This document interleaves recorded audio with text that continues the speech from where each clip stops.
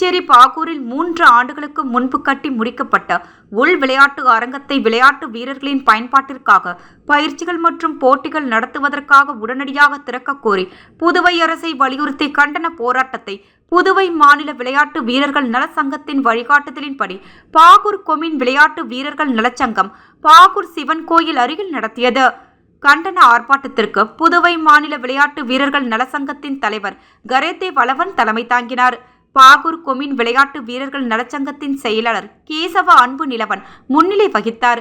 கூட்டத்தில் பாகூர் மற்றும் புதுவை மாநில விளையாட்டு வீரர்கள் நலச்சங்கத்தின் நிர்வாகிகள் ராஜ் முருகன், ஆறுமுகம், கேரம் சதீஷ், வாலிபால் சதீஷ், கூடோ சதீஷ், பெத்தான் சந்துரு, வக்கீல் ராமலிங்கம், திருவேங்கடம், வேலுமணி, ராமு கிருஷ்ணமூர்த்தி, பாரதி கலிஸ் உள்ளிட்ட ஏராளமான விளையாட்டு வீரர்கள் மற்றும் நிர்வாகிகள் கலந்து கொண்டு கண்டன உரையாற்றினர்.